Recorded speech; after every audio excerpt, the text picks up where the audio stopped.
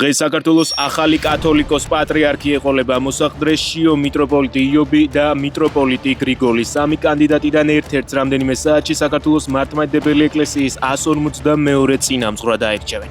გაფართოებული საეკლესიო კრება-სამების საკათედრო ტაძარში ზუსტად 1 საათში დაიწყება. შეკრებას 1200 დელეგატი ესწრება.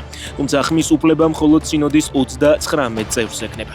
არჩეულად ჩაითვლება კანდიდატი, რომელსაც 20 ხმა ექნება. მეორე ტური კი იმ შემთხვევაში გაიმართება, თუ ხმების საჭირო რაოდენობას ვერც ერთი კანდიდატი მოაგროვებს. ამერიკაში დააკავეს 28 წლის ქართველი კურიერი, რომელმაც მომხმარებლის შეკვეთა მოიპარა და შეჭამა. ადგილობრივი მედიის ცნობით, შემთხვევა 20 აპრილს ფილადელფიაში მოხდა. გამომძიებლებმა დაადგინეს, რომ კურიერმა შეკვეთა მიიღო და მომხმარებლისთვის მიტანის ნაცვლად საკუთარ სახლში წაიღო. ქართველ ახალგაზრდას ბრალი ქურდობისა და მოპარული ქონების მიღება ფლობის მუხლებით წაუყენეს. ოკუპირებულ ცხინვალში სავარაუდოდ მთვრალი ეგრეთ წოდებული სამართალდამცველები ერთმანეთს დაუპირისპირდნენ, იყო სროლაც. ტელეგრამ არხებზე გავრცელებული ინფორმაციის მიხედვით დაპირისპირება ავარიას მოჰყვა. ირანი 47 წლის განმავლობაში ეთამაშებოდა ამერიკასა და დანარჩენ მსოფლიოს 47 წლის განმავლობაში გვატყუებდნენ. 42000 უდანაშაულო მომიტინგე გაანადგურეს, დაწერა ტრამპმა.